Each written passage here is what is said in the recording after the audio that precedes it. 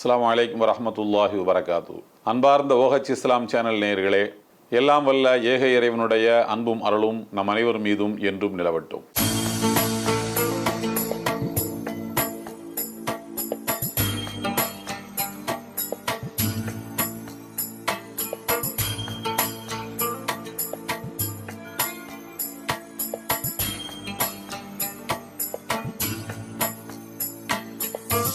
அல்லாஹு அக்பர்.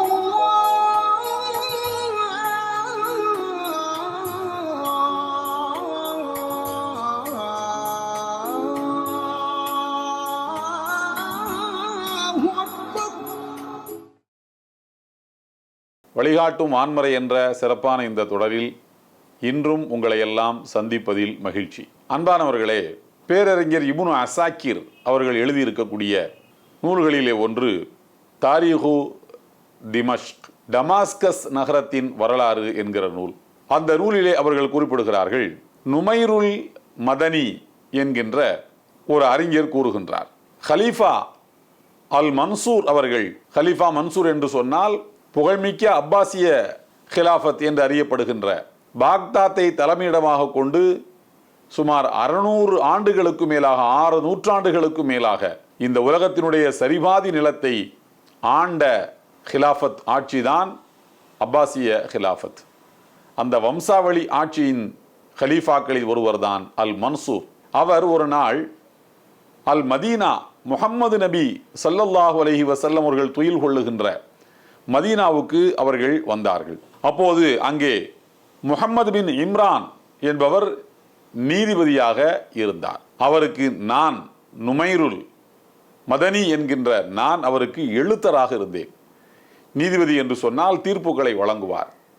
அந்த தீர்ப்புகளை தாள்களிலே அல்லது ஓலைகளிலே எழுதி கொடுப்பதற்கென்று எழுத்தர்கள் இருப்பார்கள். அந்த நீதிபதியினுடைய எழுத்தராக நான் இருந்தேன். அப்போது அங்கே ஒரு மனிதர் வந்தார். எங்களுடைய நீதியின் அவைக்கு ஒரு மனிதர் வந்தார். அவருடைய முகத்திலே பரபரப்பு தென்படுகிறது. ஒரு மாதிரி ஏதோ நிலை குலைந்தவரை போல, பாதிக்கப்பட்டவரை போல அவர் தென்பட்டார். வந்து சொன்னார், நீதிபதி அவர்களே, எனக்கு துரோகம் விளைவிக்கப்பட்டு விட்டது, நான் அநீதிக்கு உள்ளாக்கப்பட்டு விட்டேன், நான் ஏமாற்றப்பட்டு விட்டேன் என்றார். எதற்கு பதறுகிறாய், நிறுத்து, நீ ஆசுவாசமாக உட்காரு, உன் கதையை சொல், நான் கேட்கிறேன் என்றார் நீதிபதி அவர்கள். இவர் தன்னுடைய கதையை சொல்ல ஆரம்பித்தார். நீதிபதி முஹம்மது பின் இம்ரான் இடத்தில் அவர் சொன்னார், என்னுடைய கதையை கேட்பதற்கு முன்னால் துரோகம் செய்தவர் யார் என்று சொல்கிறேன், அப்போது இந்த வழக்கை எடுக்கலாமா வேண்டாமா என்று நீங்கள் முடிவு செய்து கொள்ளுங்கள் என்றார். நீ சொல், யாராக இருந்தால் எனக்கு என்ன என்றார். எனக்கு நம்பிக்கை துரோகம் செய்தது, என்னை ஏமாற்றியவர், என்னை வஞ்சித்தவர் பிரிந்து பறந்த இந்த சாம்ராஜ்யத்தினுடைய ஹலீஃபா, ஆட்சியாளர் ஹலீஃபா மன்சூர் அவர்கள்தான் எனக்கு துரோகம் இழைத்தார் என்று சொன்னார். இதை கேட்டுக்கொண்டிருந்த எழுத்தாளர் பதறி போய்விட்டார். ஐயோ, இது என்ன புது கதையாக இருக்கிறது, நீதிபதியை எப்படி அழைப்பது விசாரணை மன்றத்துக்கு என்று யோசித்து கொண்டிருந்தார். உடனே நீதிபதி முஹம்மது இம்ரான் அவர்கள் எழுத்தர் நுமைருல் மதனி இடத்திலே சொல்கின்றார்கள், தம்பி இங்கே வா, நான் சொல்வதை எழுது என்றார்கள். அவருடைய மன்சூர் அவர்கள் இந்த நாட்டினுடைய ஆட்சியாளர் என்று எழுதவில்லை, மன்சூர் என்னாருடைய மகன் மன்சூர் அவர்களே, உங்களுடைய ஆட்சியின் கீழ் வாழுகின்ற குடிமகன் ஒருவன், நீங்கள் அவனுக்கு துரோகம் இழைத்திட்டதாக உங்கள் மீது ஒரு குற்றச்சாட்டை சுமத்தி இருக்கின்றான். நாளைய தினம் நீங்கள் விசாரணை மன்றத்தில் இந்த நேரத்துக்கு வந்து ஆஜராக வேண்டும் என்று கடிதத்தை எழுது என்றார். வாசகத்தை சொன்னவுடன் நுமைருல் மதனி பதறி போனார். சொன்னார், ஐயா நீதிபதி அவர்களே, என் எழுத்து எப்படி இருக்கும் என்று ஊருக்கே தெரியும், நாட்டுக்கே தெரியும். என்னுடைய எழுத்தை பார்த்தாலே முத்திரையை பார்க்க தேவையில்லை, எழுத்தை பார்த்தாலே போது நீதிபதியின் எழுத்தாளர் என்று தெரியும். என்னுடைய எழுத்துக்கள் அவ்வளவு புகழ்மிக்கவை, எழுத்து வடிவங்கள் தான். நான் இந்த கடிதம் என்னால் எழுதப்பட்டதென்றால் இதை பார்த்து நீதிபதி நீங்கள் வேண்டுமானால் எப்படி எடுத்துக்கொள்வீர்கள் என்று எனக்கு தெரியாது, ஆனால் ஹலீஃபா ஆட்சியாளர் என்னை பார்த்து கோபப்படுவார், எனக்கு மரண தண்டனை கூட கொடுத்து விடுவார், எனக்கு பயமாக இருக்கிறது, நான் எழுத மாட்டேன் என்றார். நீதிபதி சொன்னார், நீதான் எழுத வேண்டும். இப்போது நான் உனக்கு கூடுதலாக ஒன்றை சொல்கிறேன், இந்த கடிதத்தை எடுத்துக்கொண்டு ஹலீஃபா இருக்கக்கூடிய அந்த மாளிகைக்கு நீதான் போக வேண்டும் என்று சொன்னார். நீயே கடிதத்தை கொண்டு போய் நேரடியாக கொடுத்து விட்டு வா என்று சொன்னார்கள். இவர் வழி இல்லாமல் எழுதினார். கடிதை எடுத்துக்கொண்டு அவரே போகிறார். மன்னருடைய அரண்மனையின் வாசலில் ரபீழ் என்கின்ற கேட் கீப்பர், வாயில் காப்பாளர் நின்று கொண்டிருக்கிறார். என்ன கடிதம் என்று கேட்டார். கடிதத்தை எப்படி மறைக்க முடியும்? நீதிபதியின் முத்திரை இருக்கிறது. என்ன நீதிபதியிடமிருந்து? யாருக்கு? கலீஃபாவுக்குத்தான், ஆட்சியாளருக்குத்தான். ஆட்சியாளருக்கே சம்மனா, அழைப்பானையா? சரி சரி போ, உள்ளே கொண்டு போய் கொடு, என்ன நடக்குது பார்ப்போம் என்று அனுமதித்து விட்டார். இந்த கடிதத்தை நேரடியாக கலீஃபாவிடத்திலேயே கொண்டு போய்த்தான் கொடுக்க வேண்டும் என்பது நீதிபதியின் உத்தரவு. கலீஃபாவிடமே கொண்டு போய் கொடுத்தார். அங்கே இருந்த அத்தனை பேரும் இந்த கடிதத்தின் வரிகளை கலீஃபாவினுடைய உதவியாளர் உரத்த குரலிலே படித்தபோது ஒரு விதமான துடிதுடிப்புக்கு ஆளாகிவிட்டார்கள். அது எப்படி என்று கடிதம் வந்து கொடுத்தவரை வந்து மிரட்டுவதை போல பார்த்தார்கள். கலீஃபா சொன்னார், நான் இதற்கெல்லாம் அஞ்ச போவதில்லை, நான் கிளம்பி போகிறேன் நீதிபதியிடத்திலே என்றார். படையே பின்னால் புறப்பட்டது. அவர் சொன்னார், எனக்கு காவல்துறையினர் யாரும் என் பின்னால் வரக்கூடாது, என்னுடைய அந்தரங்க காப்பாளர்கள் யாரும் என் பின்னால் வரக்கூடாது. நான் தனியொரு மன்சூராக, தனி மனிதன் மன்சூராக நீதியின் ஆசனத்திலே அமர்ந்திருக்கக்கூடிய முகமது இம்ரானுக்கு முன்னால் போய் நிற்கப் போகிறேன். அவர் மாத்திரம் நீதி வழங்கவில்லை என்றால் அவரை நீதிபதியின் பொறுப்பில் இருந்தே நான் அகற்றுவேன் என்று எச்சரிக்கையோடு புறப்பட்டு போனார். அங்கே போனால் நீதிபதியின் ஆசனத்திலே முகமது இம்ரான் அமர்ந்திருக்கின்றார். கலீஃபா வந்தார். பெயரை சொல்லி, மன்சூர் அவர்களே இங்கே வந்து நில்லுங்கள் என்றார். விசாரணை கூண்டுக்குள்ளாக நின்றார். வாதியை கூப்பிட்டு அவரையும் நிறுத்தினார். இருவரிடத்திலும் வழக்கு விசாரிக்கப்பட்டது.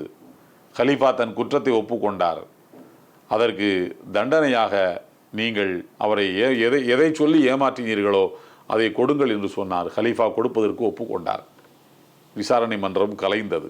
பிறகு மாலை நேரம், சூரியன் மறைந்து இருள் கவ்வத் தொடங்கியது. தன்னுடைய அந்தரங்க காப்பாளர் ஒருவரிடத்தில் ஒரு தகவலை சொல்லி நீதிபதிக்கு ஆள் அனுப்பி வைக்கின்றார். கலீஃபா உங்களை உடனடியாக அழைக்கிறார், நீங்கள் வர வேண்டுமாம் என்று.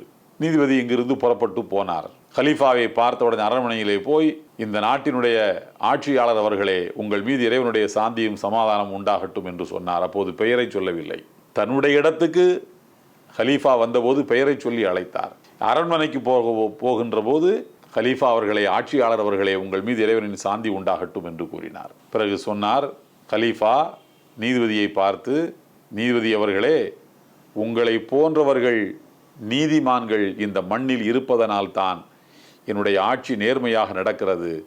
நீங்கள் கலீஃபாவை குற்றவாளி கூண்டிலே நிறுத்துவதற்கு கொஞ்சம் கூட அச்சப்படவில்லை. நான் உங்களை தான் கவனித்து கொண்டிருந்தேன். இவ்வளவு துணிச்சலான முடிவை எடுத்ததற்காக 10,000 பொற்காசுகள் உங்களுக்கு அன்பளிப்பு ஊக்கத்தொகையாக வைத்துக் கொள்ளுங்கள் என்று கொடுத்தார். அன்பானவர்களே, இதோடு வரலாறு முடியவில்லை. வரலாறு ஒரு கேள்வியை கேட்கிறது. இங்கே துணிச்சல் மிக்கவன் யார்? இங்கே வீரன் யார்?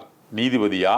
நீதிபதியின் சொற்களுக்கு எழுத்து வடிவம் கொடுத்தானே நுமைருல் மதனி, அவரா? இப்படிப்பட்ட கடிதம்தான் வருகிறது என்று தெரிந்துமா நீ இவனை உள்ளே அனுப்பினாய் என்று கலீஃபா கேட்டு விடுவாரோ என்கிற பயத்தில் கடிதம் கொண்டு வந்தவரை திருப்பி அனுப்பாமல், நீ போய் உள்ளே கொடு, பார்த்து கொள்ளலாம் என்று அனுமதி கொடுத்தாரே கேட் கீப்பர், வாயிற்காப்பாளர். அவர் வீரனா? யார் வீரன் என்றால் வரலாற்றின் வரிகள் மிக தெளிவாக சொல்லுகின்றன. கலீஃபா தான் வீரன். வழக்கை துணிச்சலோடு கொடுக்க வந்தானே குடியானவன், அவன் வீரனா கலீஃபாவா என்று கேட்டால் நிச்சயமாக கலீஃபா தான் வீரர். யாரொருவர் நீதிக்கு முன்னால் தலை வணங்குகிறாரோ, நீதியை ஏற்றுக்கொள்கிறாரோ, அவர்தான் உயர்ந்த மனிதர். அப்படிப்பட்ட உயர்ந்த மனிதர்கள் தான் இதுபோன்ற அதிகார பொறுப்புகளுக்கு வர வேண்டும் என்கின்ற வாழ்க்கை பாடத்தை இந்த வரலாறு நமக்கு போதிக்கிறது. எல்லாம் வல்ல இறைவன் கூறுகிறான், எழதிலு ஹுவ அக்ரபுலி தக்வா, எப்போதும் நீங்கள் நீதியோடு நடந்து கொள்ளுங்கள், அதுதான் இறையச்சத்துக்கு அடுத்தபடியான மிக உயர்ந்த குணம் என்று கூறுகிறான். எனவே இறையச்சம் உள்ள மக்களே, நீதியை நாம் கடைபிடிப்போம். எல்லாம் வல்ல ஏக இறைவனின் அன்பும் அருளும் நம் அனைவர் மீதும் என்றும் நிலவட்டும். இந்த வீடியோ உங்களுக்கு பிடிச்சிருந்தா லைக் பண்ணுங்க, ஷேர் பண்ணுங்க, கமெண்ட் பண்ணுங்க.